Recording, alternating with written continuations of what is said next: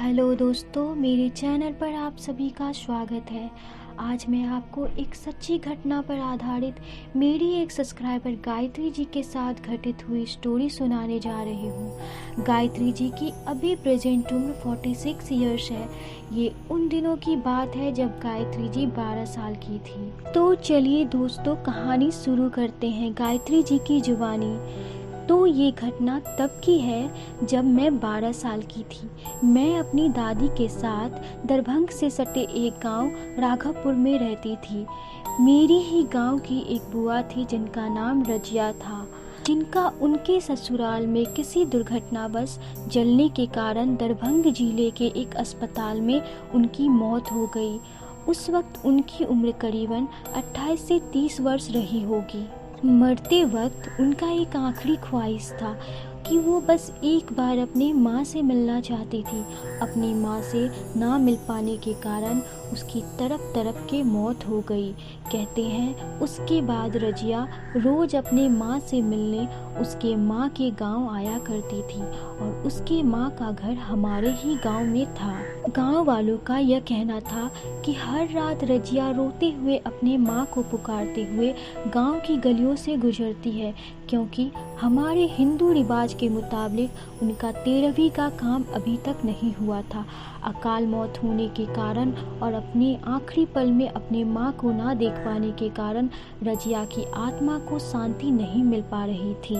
ऐसे ही एक रात जब मैं अपनी दादी के साथ सो रही थी, ना जाने क्यों उस रात मुझे नींद नहीं आ रही थी। गांव में हर तरफ रजिया बुआ की बात फैली हुई थी कि वो हर रोज रात को गांव की गलियों से रोते हुए आती है। ये बात मैं सिर्फ गांव वालों के मुंह से सुनी थी, मुझे उतना यकीन नहीं था इन सब बातों पे। तभी अचानक मेरे कानों में किसी की रोने की आवाज़ आई, जो ठीक मेरे घर के पीछे की गलियों से आ रही थी। तभी मुझे बहुत जोर की टॉयलेट भी लगी थी, इसीलिए मैंने दादी को उठाया और उनसे कहा, दादी मुझे बहुत जोर की टॉयलेट लगी है, मुझे लेकर चलो। चांद की रोशनी पूरे गांव में फैली हुई थी, जिस वजह से दादी को लगा शायद सुबह होने लगी है और दादी ने मुझे अकेले ही बाहर जाने को कहा, ये बोलकर कि सुबह हो गई है। मैं भी उस वक्त छोटी थी, जिस वजह से मुझे भी वक्त का कोई अंदाज़ा ना रहा। उस वक्त रात के करीबन 1:30 से 2 बज रहे होंगे। दादी के ये कहने पर कि सुबह हो गई है, मुझे किसी तरह का डर नहीं था और मैं गहरी रात 2 बजे ही अकेली आंगन से बाहर रोड के गलियारे में आ गई। बाहर काफ़ी ज़्यादा सन्नाटा था। रात के सन्नाटे में पूरा गांव चांद की हल्की सी रोशनी में डूबा हुआ था। झिंगुरों की आवाज़ से माहौल और भी डरावनी लग रही थी।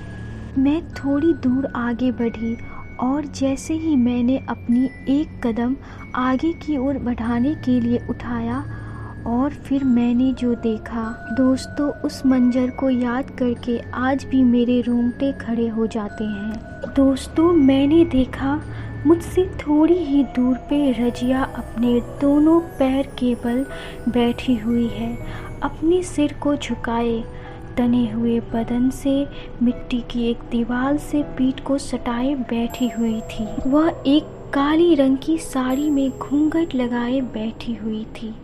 मैं 2 पल के लिए उसे देखती रह गई। मुझे लगा मेरे ही गांव की एक चाची है, शायद वह होंगी। मैं उसे आवाज़ देती रही, कल्याणी चाची, ओ कल्याणी चाची, वहाँ कल्याणी चाची हो क्या आप? मैं करीबन 2 से 3 मिनट तक आवाज़ देती रही, पर वह टस से मस नहीं हुई, ना ही मेरी बातों का जवाब दिया। मैंने उनसे कहा, क्या हुआ चाची, आप कुछ बोल क्यों नहीं रही?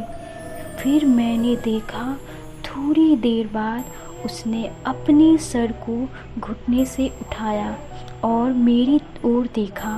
तब मैंने देखा काले रंग की साड़ी में लंबी सी तने हुए बदन, घूंघट से उसका चेहरा ही दिख रहा था, जिसमें काले स्याह जैसी उसकी चेहरे और 2 जुगनू जैसी जलती हुई 2 बड़ी बड़ी आँखें, जो मुझे ही एक टक से घूरे जा रही थी।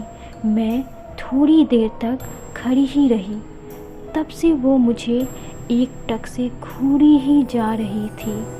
उसने एक बार भी अपने पलके तक नहीं झपकाई। मैं अभी तक डरी नहीं, क्योंकि मैं उसे अभी तक अपने गांव की एक चाची समझ रही थी। मैं उसकी आंखों में देखी जा रही थी और वो मेरी आंखों में। उसने एक बार भी अपने पलके तक नहीं झपकाए। फिर वह आंखों ही आंखों में मुझसे आई कांटेक्ट करने शुरू कर दिए। मुझे ऐसा लगा वो आंखों ही आंखों में मुझसे कुछ कह रही है। वो मुझसे कहना चाह रही थी, तू बस एक बार अपने पैर आगे बढ़ा, बस एक बार अपने पैर तो नीचे कर, आगे तो आ, फिर मैं तुझे बताती हूँ।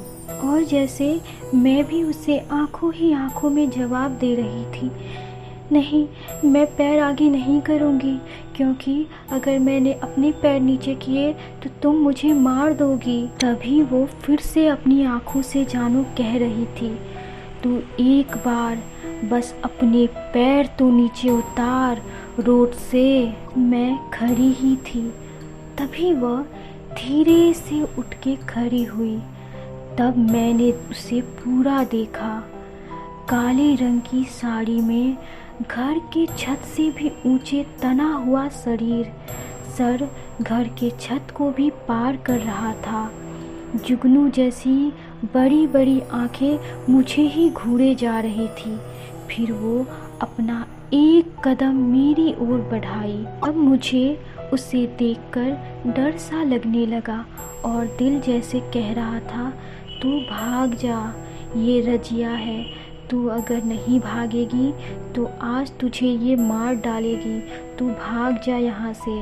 और तब मैं बहुत तेज़ी से घर की ओर भागी और घर आकर मैं दादी से बोली, दादी बाहर रजिया थी, मैंने देखा वो आ रही है दादी। दादी भी न जाने ये सुन के थोड़ी सी डर गई थी और दादी ने तब किवाड़ नहीं लगाए। धीरे धीरे थोड़ी देर बाद दादी चुपके से जाके राम सीता राम का गुनगाते हुए दादी ने धीरे से किवाड़ लगाए। मैं उस वक्त इतनी डर गई थी कि मैं अपनी दादी से लिपटकर दादी को कस के पकड़ के सोई हुई थी। थोड़ी देर शांत रहने के बाद वही रोने की आवाज़ माँ माँ करते हुए गांव की गलियों से होते हुए धीरे धीरे गांव से दूर जा रही थी और ना जाने धीरे धीरे वो आवाज़ कहाँ वीराने में गुम हो गई। रजिया की ये माँ माँ करते हुए रोने की आवाज़ दादी ने भी सुने थे और दादी सहम सी गई थी। मुझे दादी ने सीने से लगा लिया। ऐसा लग रहा था मानो दादी मुझे खूने से बहुत डर गई हो।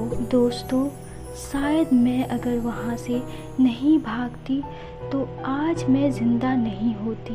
बहुत से लोग आज भी इन सब चीज़ों पर आजकल विश्वास नहीं करते हैं। मैं भी शायद नहीं करती, पर वह इंसिडेंट के बाद मुझे विश्वास हो गया, अगर भगवान है तो शैतान भी है, क्योंकि कहा जाता है मैं जहाँ खड़ी थी वहाँ मेरे कुल देवी का मंदिर था।